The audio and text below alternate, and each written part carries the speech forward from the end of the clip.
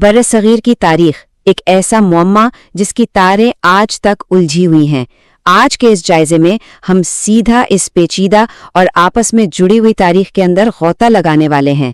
ہم دیکھیں گے کہ کیسے برطانوی سلطنت کے انخلاء اور اس وقت کے فیصلوں نے ایک ایسے تنازع کی بنیاد رکھی جو دہائیوں بعد آج بھی ہماری جغرافیائی سیاست پر اثر انداز ہو رہا ہے۔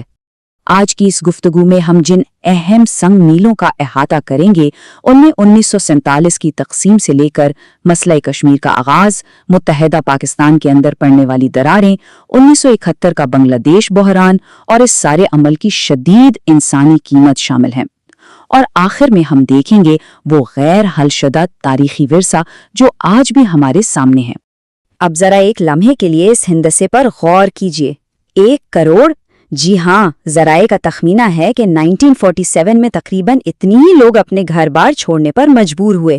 ذرا سوچئے، یہ صرف ایک نمبر نہیں ہے، یہ ان لاکھوں بے گھر ہونے والے خاندانوں کی کہانی ہے جنہوں نے برطانوی انخلاء کی ایک بہت بڑی انسانی قیمت چکا۔ تو چلیے اپنی بات کا باقاعدہ آغاز کرتے ہیں 1947 کی اس عجلت میں کی گئی تقسیم اور جلدی میں کھینچی گئی سرحدوں سے۔ اگر ہم اس وقت کی ٹائم لائن دیکھیں تو یہ سب بہت ہی افراتفری کا شکار لگتا ہے۔ صدیوں پر محیط برطانوی راج کو سمیٹنے کے لیے برطانوی وکیل سر سیرل ریڈ کلف کو کتنا وقت ملا؟ صرف 5 ہفتے۔ حیرانی کی بات یہ ہے کہ ذرائع کے مطابق ریڈ کلف کا اس سے پہلے ہندوستان کا کوئی تجربہ تھا ہی نہیں، اور اس ناقابل یقین حد تک کی گئی جلد بازی کا نتیجہ اگست 1947 میں تاریخ کی سب سے بڑی اور ہولناک ہجرت کی صورت میں نکلا۔ اسی دوران ملک کو مذہبی بنیادوں پر تقسیم کرنے کا جو فیصلہ ہوا اسے تاریخ میں 2 قومی نظریہ کا نام دیا گیا۔ سیدھی سی بات ہے، مقصد ایک ہندو اکثریتی بھارت اور مسلم اکثریتی پاکستان بنانا تھا۔ لیکن تاریخی حقائق گواہ ہیں کہ جب اس نظریے کو حقیقت کا روپ دیا گیا تو اس نے خطے میں ایسے گہرے زخم چھوڑے جو شاید آج تک نہیں بھر سکے۔ یہیں سے بات جڑتی ہے ہمارے اگلے اہم موڑ سے، یعنی مسئلہ کشمیر کا آغاز اور پیدا ہونے والی سیاسی خلیج۔ 1941 کی مردم شماری کے اعداد و شمار پر نظر ڈالیں تو ایک بہت ہی بنیادی اور حیران کن تضاد سامنے آتا ہے۔ کشمیر کی 70% سے زیادہ آبادی مسلمانوں پر مشتمل تھی اور باقی ماندہ 22% سے کچھ زائد حصے میں ہندو، سکھ اور بدھ مت ماننے والے شامل تھے۔ لیکن اس بھاری مسلم اکثریتی آبادی پر حکمرانی کس کی تھی؟ ایک ہندو مہاراجا ہری سنگھ کی۔ اور سچ پوچھئے تو یہی وہ بنیادی تضاد تھا جس نے آنے والے طویل تنازع کی چنگاری کو ہوا دی۔ اس کے بعد حالات اتنی تیزی سے بدلے کہ مہینوں کا سفر ہفتوں اور پھر دنوں میں طے ہونے لگا۔ اگست 1947 میں مہاراجا نے الحاق کا فیصلہ کرنے میں ہچکچاہٹ دکھائی۔ اس تاخیر کا نتیجہ یہ نکلا کہ اکتوبر تک پاکستانی جنگجو کشمیر کے اندر داخل ہو چکے تھے۔ ظاہری بات ہے، حالات قابو سے باہر ہونے لگے تو مہاراجا کو بھارت سے فوجی مدد مانگنی پڑی، اور یوں 26 اکتوبر 1947 کو الحاق کے دستاویز پر دستخط ہوتے ہی اس تنازع کا باقاعدہ آغاز ہو گیا۔ تقسیم کے ان فوری اثرات سے آگے بڑھیں تو ایک اور بڑا مسئلہ سامنے آتا ہے، متحدہ پاکستان کے اندر ابھرنے والی معاشی اور لسانی دراڑیں۔ مشرقی اور مغربی پاکستان کا جغرافیائی فاصلہ تو 1000 میل تھا ہی، لیکن ان کے درمیان معاشی اور لسانی فرق اس سے بھی کہیں زیادہ بڑا تھا۔ ایک طرف مغربی پاکستان تھا جہاں معاشی ترقی کی شرح 7.2% کے قریب تھی اور اردو کو ریاستی زبان کا درجہ دیا گیا۔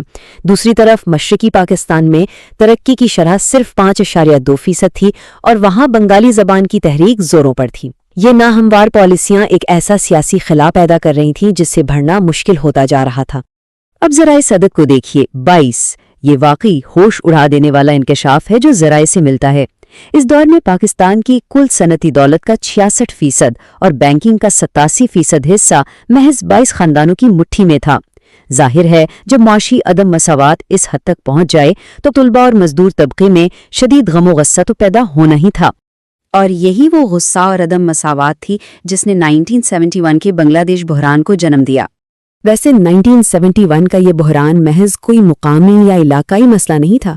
عالمی تاریخ کے ذرائع بتاتے ہیں کہ اس وقت دنیا کے کئی حصوں میں تبدیلیاں آ رہی تھیں۔ 1968 میں دنیا بھر میں ہونے والے طلباء کے مظاہروں نے مشرقی پاکستان کے نوجوانوں اور عوام کو بھی خاصا متاثر کیا۔ آپ کہہ سکتے ہیں کہ ان عالمی رجحانات نے اس مقامی سیاسی جدوجہد کو ایک بالکل نئی توانائی بخشی۔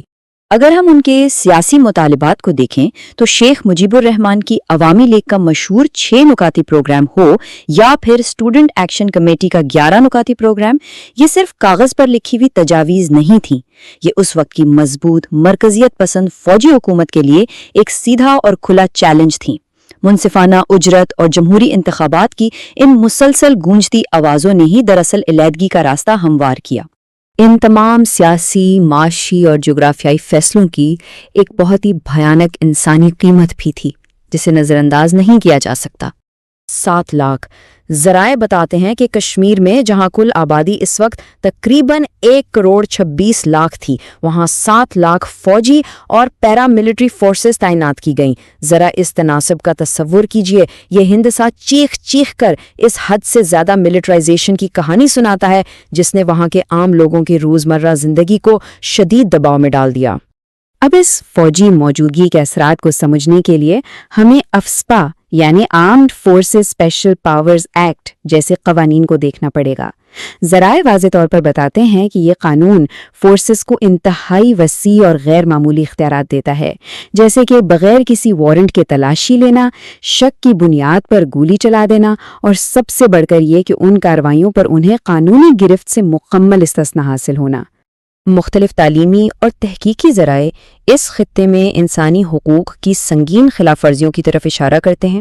معلومات سے یہ بات سامنے آتی ہے کہ ان علاقوں میں تشدد کو باقاعدہ جنگ کے ایک ہتھیار کے طور پر استعمال کیا گیا ہے، اور ظاہر ہے جب ایسا ہوتا ہے تو اس کے رد عمل میں مقامی مزاحمت یا جسے کشمیری انتفادہ کہا جاتا ہے اس میں اور بھی شدت آ جاتی ہے۔ یہ وہ تلخ حقائق ہیں جن کا ذکر مختلف تنظیموں اور ماہرین نے بارہا کیا ہے۔ اور پھر آتا ہے ہماری حالیہ تاریخ کا ایک بڑا موڑ۔ 5 اگست 2019 کو بھارت نے یک طرفہ طور پر آرٹیکل 370 کو منسوخ کر دیا۔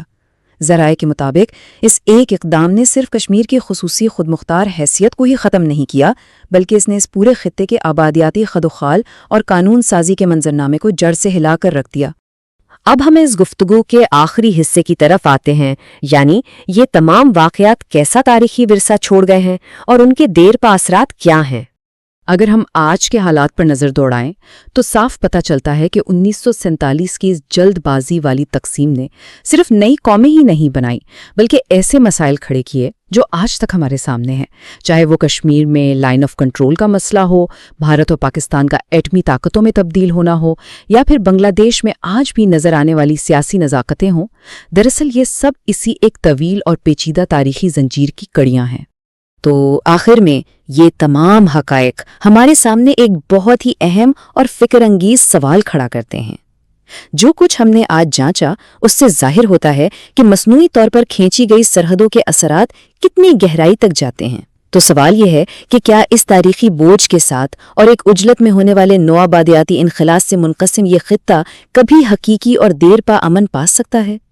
اس گہرے سوال پر ضرور غور کیجیے گا۔ آج کے اس جائزے میں ہمارا ساتھ دینے کا بہت شکریہ۔